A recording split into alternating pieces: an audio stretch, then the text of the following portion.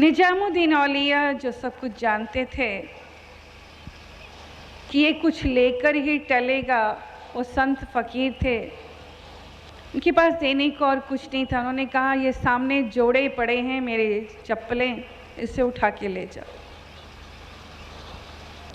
उस व्यक्ति के पास कहने को कुछ नहीं था। जिन्हें गुरु मान रहा था उस गुरु ने ही कह दिया कि ये जोड़े पड़े हैं, इसे ले जा। बिना मन से उठा लिए और चल पड़ा। पैदल चल रहा है, सीने से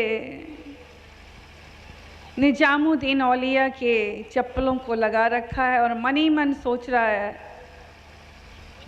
कि आया था कि मेरी बेटी की शादी होनी है, कुछ मिल जाता, कोई रुपया पैसा, ताकि बच्ची की शादी आराम से हो सके। पर इन संतों को कौन पहचाने, चप्पल का जोड़ा दे दिया। इधर बताना चाहेंगे कि निजामुद्दीन औलिया के भक्तों की श्रेणी में एक नाम है अमीर खुसरो। अमीर खुसरो उस समय से निजामुद्दीन औलिया से जुड़े थे जब उन्होंने गरीबी भी देखी थी। यहाँ कहना चाहेंगे कि भक्त गरीबी में भी खुश रहता है, वो हर दुख का सदका उतारता है, क्योंकि वो गुरु की याद से जुड़ा रहता है। वो शुक्र करता है कि दुख मिले हैं तो मैं तुझसे जुड़ा हूँ, तेरी याद से जुड़ा हूँ। बच्चों, हम भी अक्सर अपनी उस दुख भरे दिनों को कभी दुख नहीं मानते, हम उसका सदका उतारते हैं जिन्होंने हमें परमात्मा के करीब कर दिया और हम परमात्मा को पा सके। तो बच्चों, निजामुद्दीन औलिया के शिष्यों में अमीर खुसरो आज बहुत अमीर थे। आज उनके पास रुपए पैसे सोने चांदी किसी की कमी नहीं थी, पर उसमें उनका मन नहीं लगता था। वो बेजान चीज़ें, वो कारोबार, वो दौलत में उन्हें वो सुख नहीं मिलता था। उन्हें वो दिन याद आते थे जब वो निजामुद्दीन औलिया के पास रहकर उनकी सेवा करते थे। जो सुख राम भजन में, सो सुख नाही अमीरी में।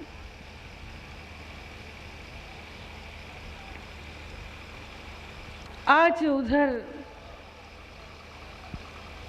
गुरु की रज़ा कहिए, गुरु ने याद किया, इधर अमीर खुसरो चल पड़े अपनी सारी दौलत को ऊंट पर, घोड़े और टट्टू पर लादकर। हीरे जवाहरात, मोती, पन्ना, नीलम, अशरफियाँ सब लाद ली। मन बोझिल था, सोचा सब कुर्बान कर दूंगा और कहूँगा मुझे वो खुशी दे दे, मुझे वो रूहानी दौलत मिल जाए। और निजामुद्दीन औलिया का याद करते हुए आंखें बंद किए हुए चले जा रहे हैं। इधर वो व्यक्ति जो चप्पल का जोड़ा उठाए चला रहा था, करीब होता जा रहा था। इधर से अमीर खुसरो जा रहे थे, निजामुद्दीन औलिया से दर्शन करने, और वो उधर से आ रहा था। अमीर खुसरो को ऐसी तड़प लगती है जैसे उनका गुरु बहुत करीब है। एक सुगंध ही आने लग जाती, एक रूहानी सुगंध थी और वो उसी से माला माल होने लग जाती। आंखें बंद और आंसू बह रहे। उनके आसपास जो उनके सेवक जो हर ऊँट को संभाले साथ साथ चल रहे थे, अमीर खुसरो के साथ, कहने लगे आपको क्या हो गया? अमीर खुसरो ने कहा कि मैं नहीं जानता मुझे क्या हो गया, पर मुझे लग रहा है कि मेरा गुरु, मेरा पीर, मेरा पैगंबर मेरे बहुत करीब है, और जितना उसकी करीबी का एहसास हो रहा है मैं उतना छटपटा रहा हूँ, तड़प रहा हूँ। मेरा जी कर रहा है कि मैं कुर्बान हो जाऊँ, मुझसे रहा नहीं जा रहा। मेरी धड़कनें उतनी तेज होती जा रही। जिस तरह अमीर खुसरो बात कर रहे थे, उनकी आंखें डबडबा रही थी जैसे बारिश की झड़ी लग गई हुई। होठ कांप रहे थे, छटपटा रहे थे, और सेवक जो साथ चल रहे थे, नौकर, हैरान थे अमीर खुसरो की तड़प देखकर। इतने में अमीर खुसरो के सामने वो व्यक्ति नजर आया जो निजामुद्दीन औलिया के दर्शन करके आ रहा था। अमीर खुसरो अपने घोड़े से उतरे और उसके पास गए। तुम जरूर मेरे गुरु के दर्शन करके आ रहे हो? वो पहले चौंका, बोले वो सारी सुगंधी जिसे मैं अनुभव कर रहा हूं वो तुमसे आ रही है। मुझे बताओ निजामुद्दीन औलिया की क्या चीज तुम्हारे पास है? क्या तुम उनके दर्शन करके आ रहे हो? उनके पास, उस व्यक्ति के पास चप्पलें थी, उसने उसे और कस के पकड़ लिया। अमीर खुसरो की दीवानगी देखकर और अमीर खुसरो छटपटाते हुए उन्होंने फिर से कहा कि मुझे एक बार बताओ तुम्हारे पास ऐसा क्या है? मुझे वो रूहानी सुगंधी आ रही है मेरे गुरु की, और जिसने मुझे दीवाना कर दिया है। मैं छटपटा रहा हूं। ये देखो पीछे मुड़कर, ये हीरे हैं, ये जवाहरात है, ये सोने की अशरफियां हैं, इसमें रत्न हैं, ये सारे रुपया पैसे, ये सारे दौलत तुम ले लो, पर कृपया करके मुझे बता दो, तुम्हें खुदा का वास्ता, मेरे गुरु का वास्ता, तुम्हारे पास मेरे गुरु की ऐसी कौन सी चीज़ है जो मुझे दीवाना कर रही है? आज मीलों से मुझे महसूस हो रहा है और मैं दौड़ता हुआ चला रहा हूँ। मुझे ऐसा क्यों लग रहा था कि मेरा गुरु मेरे 2 कदम मेरे पास ही है, और मैं छटपटा रहा हूँ। तुम्हारे पास ज़रूर कुछ ऐसा है। जब दौलत की बात की, वो व्यक्ति खुश हो गया। उसकी तो चाहत ही यही थी। वो तो निजामुद्दीन औलिया के पास गया ही इसलिए था कि निजामुद्दीन औलिया उसे कोई दौलत देते। उसने बड़ी सरलता से कहा कि हाँ, मैं निजामुद्दीन औलिया के दर्शन करने गया था, और ये चप्पल, ये जोड़ा उन्होंने मुझे दिया जो मेरे पास है। अमीर खुसरो ने हाथ बढ़ाकर चप्पल का जोड़ा मांगा और उस व्यक्ति ने दे दिया। कहते हैं निजामुद्दीन औलिया वो चप्पल पाकर ही रूहानी दौलत से माला माल हो गए और कहा कि तुम ये सब कुछ ले जाओ। इस दौलत के सामने, इस रूहानी दौलत के सामने ये सारी दौलत कुछ भी नहीं है।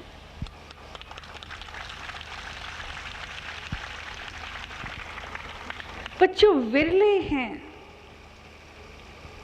जो प्रेम की दीवानगी की हद तक पहुंचते हैं, और जिन्होंने ये प्रेम की रूहानी दौलत को चखा है, जाना है, महसूस किया है।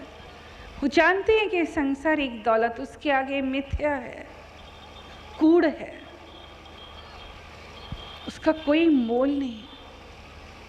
परमात्मा की दौलत का कोई मोल नहीं, वो अमूल्य धन। इसे हमसे बढ़कर कौन जान सकता है। आज बहुत खुशी होती है, आपको बताना चाहेंगे, जो सोचते हैं वो पूरा हो जाता है, जो ज़ुबान से निकल जाए वो सच हो जाता है, जो इच्छा करें वो पूरी हो जाती है। पर वो तमाम इच्छाएं हैं देने की, सिर्फ आपको देने की, सिर्फ आपके लिए, सिर्फ आपकी खुशियों के लिए। और जब पूर्ण होती है तो सचमुच हमें लगता है कि हमें तोहफा मिल गया। इसे हम लफ्ज़ों में बयान नहीं कर सकते। बच्चों, जिक्र चल रहा था परमात्मा की उस दौलत का, उस परमात्मा तक कैसे पहुंचा जा सकता है। जी हाँ, गुरु के बताए हुए रास्ते पर, गुरु का हुक्म मानकर निस्वार्थ भावना से सेवा करना, सच्चा कर्म करना, गुरु की आज्ञा में रहना। कहते हैं गुरु की आज्ञा में रहने से ये सौदा घाटे का सौदा नहीं, ये सौदा हर तरीके से फायदे का ही सौदा। जिसे नाम की कमाई कहा गया, जिसके लिए आपको ये जीवन मिला है, इसकी पूर्ण परिभाषा ही मुकम्मल तब होती है जब आप सच्चा प्रेम करते, फिर भक्ति में डूब जाते हैं, भक्त बन जाते हैं, रंगे जाना उस प्रेम के रंग में, भक्ति की अवस्था। फिर उस मालिक की याद में खोए रहना, डूबे रहना। कहते हैं रब दा की पावना, इधरों पुटना ते इधरों लावना। हम दुनिया से अपने मन को हटा लेते हैं और परमात्मा से जुड़ जाते हैं, उसके हो जाते हैं, उसके ख्यालों में, उसके तसव्वुर में, उठत बैठत सोवत जागत एह मन तुझे चितारे। यानी हम किसी भी अवस्था में रहते हैं, हमारे चित्त से, हमारे ख्याल से गुरु की तस्वीर कभी नहीं हटती।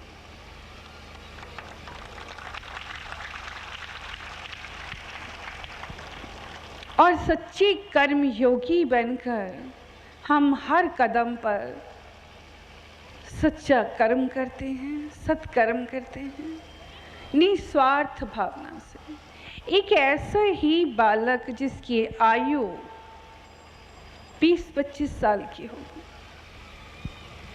सत्संगति, साधु महात्माओं के संग से वो बहुत प्रभावित हुआ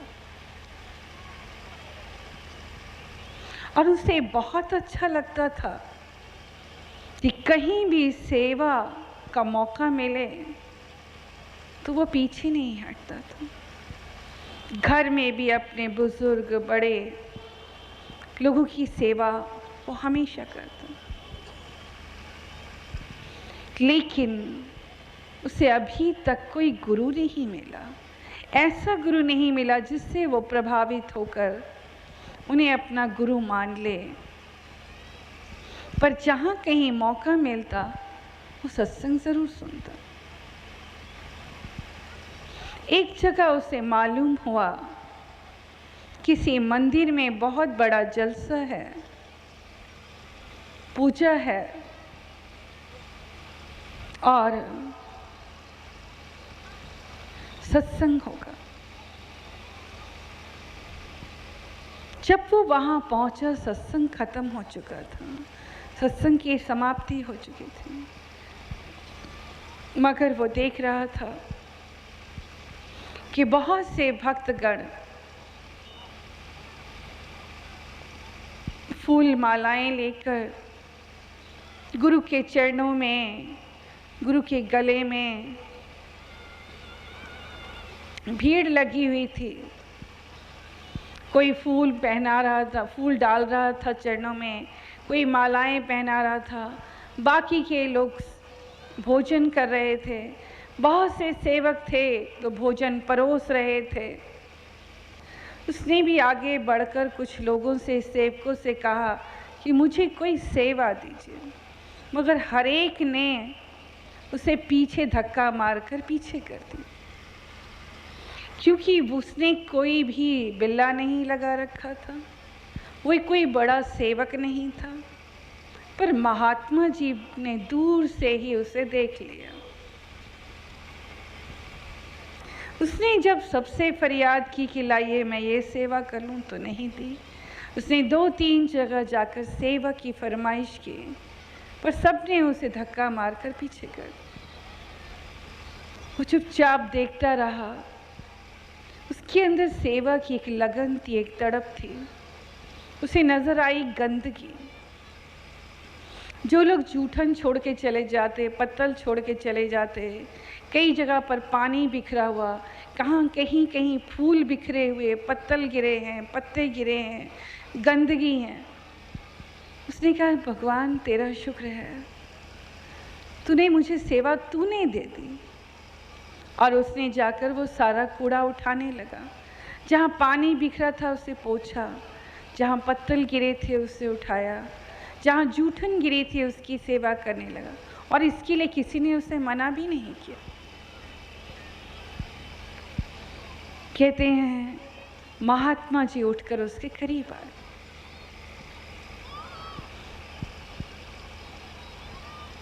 जब महात्मा जी उठकर आए तो उसे खुद को अपने आप पर लज्जा लगी, क्योंकि इतनी भीड़ देखकर, लोगों के हाथ में फूल मालाएं देखकर वो खुद को इस काबिल नहीं समझ पाया कि वो भीड़ में घुस सकेगा। उसने दूर से ही उन्हें प्रणाम कर लिया था। पर इस समय महात्मा जी खुद उसके पास आए। उन्होंने कहा सच्ची सेवा तो तेरी है। सच्ची सेवा वही कहलाती है जो व्यक्ति स्वयं करता है। किसी भी कार्य को छोटा या नीचा नहीं समझना चाहिए। ये जितने बिल्ले लगाकर सेवक हैं, ये सब दिखाने वाले हैं। बिल्ले लगाकर सामने ही मंडराते रहते हैं, गुरु को दिखाने के लिए कि हम सेवा कर रहे हैं। ये खाना भी परोस रहे हैं तो दिखाकर, ये जो फूल मालाएं भी पहना रहे हैं तो ये दिखाकर कि ये मेरे भक्त हैं, पर ये सच्चे सेवक नहीं। सच्ची सेवा तेरी है।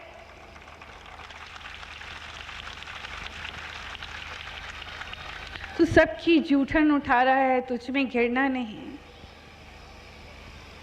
इतनी गंदगी है उसे साफ कर रहा है, तुझ में घृणा नहीं। जी हाँ बच्चों, सच्ची सेवा यही कहलाती है।